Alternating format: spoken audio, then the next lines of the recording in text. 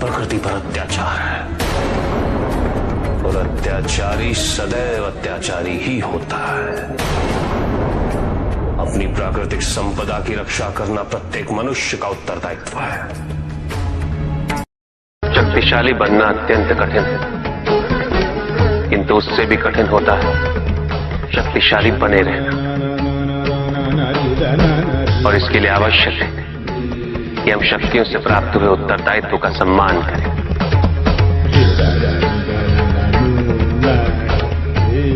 अन्यथा हम स्वयं पर निरंतर खो देते हैं और यह हमारे पतन का कारण बनता है। किसी भी व्यक्ति की उन्नति उसकी सहजता से प्रत्यक्ष होती है, ना कि उसके अहंकार से। अहंकार हमें स्वयं की दृष्टि में बड़ा अवश्य बना देता है, किंतु दूसरे की दृष्टि में हमारा ओछापन प्रतीत होता है। हमारे व्यक्तित्व के दोष उसकी अपरिपक्वता का प्रतीक है यह अहंकार। शक्तिशाली हो जाने का अर्थ ये नहीं कि तुम अपने उत्तरदायित्व से मुक्त हो गए हो। शक्तियों में वृद्धि के साथ उत्तरदायित्व और भी बढ़ जाता है। एक महासागर में एक छोटी सी नौका तब तक नहीं डूब सकती जब तक महासागर का जल उसमें भर नहीं जाता। उसी प्रकार हमारे बाहर कितना ही दोष क्यों ना हो, हम नकारात्मक सोच वाले व्यक्तियों से घिरे ही क्यों ना हो, जब तक हम उनके दोष और उनकी नकारात्मकता को अपने भीतर प्रवेश नहीं करने दें, हमें कोई भी डुबा नहीं सकता। यदि हम अपनी अपेक्षाओं पर नियंत्रण पा लें, किसी और के सुख से अपने सुख की तुलना ना करें, तो हम किसी भी परिस्थिति में सुखी रह सकते हैं। संसार में सबसे शक्तिशाली अस्त्र है प्रेम, धैर्य, करुणा, क्षमा। किंतु ये आज का ही सत्य नहीं, ये सत्य शाश्वत है। धनी व्यक्ति के पास जो भी अतिरिक्त धन होता है वो उसे दान करना चाहिए, उनके उद्धार के लिए जो अपनी मूल आवश्यकताओं को पूरा नहीं कर सकते।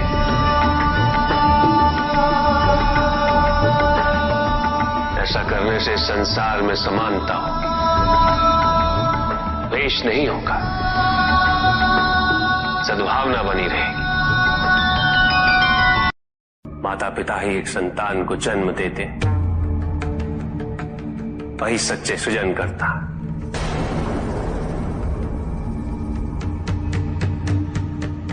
जो अपने माता पिता की निस्वार्थ सेवा करे, जो सच्चे मन से उनकी श्रद्धा रखता है,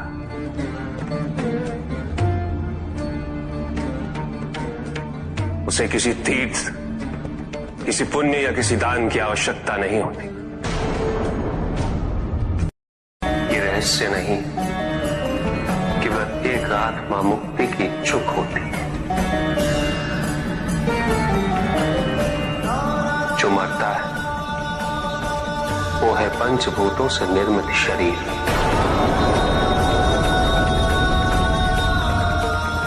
किंतु आत्मा तो अजर है,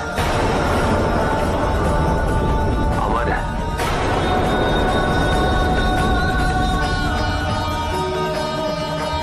जिसकी यात्रा मोक्ष पर संपूर्ण होगी। आत्मज्ञान का अमृत प्राप्त करने हेतु हलाल समान कष्ट व पीड़ा को सहना अनिवार्य है।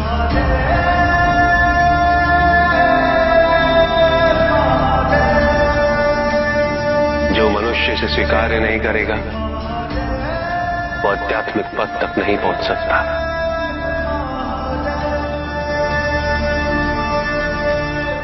इसे स्वीकार्य किए बिना मनुष्य आध्यात्म पथ पर कभी सफल नहीं हो सकता।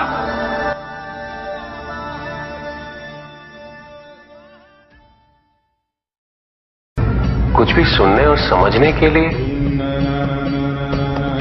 मन का मौन रहना आवश्यक है, किंतु मन मौन रहना नहीं जानता। वो तो निरंतर कुछ ना कुछ कहता रहता है। प्रतिपत्ति शब्दों का आक्रमण चलता रहता है मन पर, और यही आक्रमण है जिसके कारण व्यक्ति कभी भी शब्दों के परे नहीं जा पाता। जहां जीवन की सत्यता का उसकी प्रतीक्षा कर रहा होता है, किंतु भक्ति में परिवर्तन क्यों? संदेह, क्योंकि तुम्हारी भक्ति सदैव कुछ ना कुछ पाने की लालसा पे आधारित रहती है। ये भक्ति प्रेम नहीं, क्योंकि प्रेम कभी कुछ नहीं मांगता, केवल देता है बिना किसी प्रतिबंध के।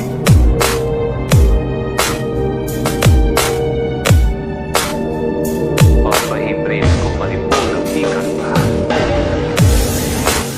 कि क्या उचित है और क्या अनुचित, ये तो प्रकृति में आदिकाल से ही निहित है।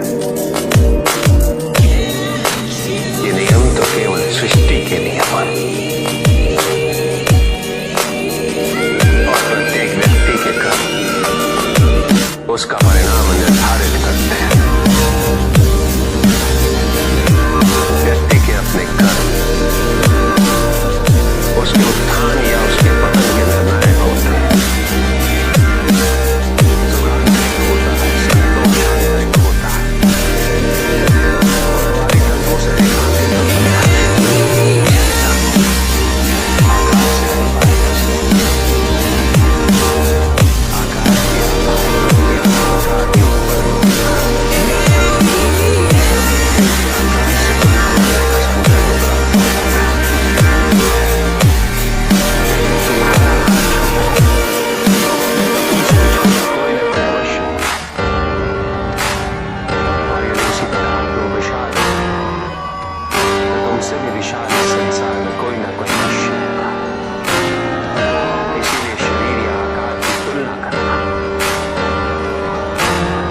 शास्त्र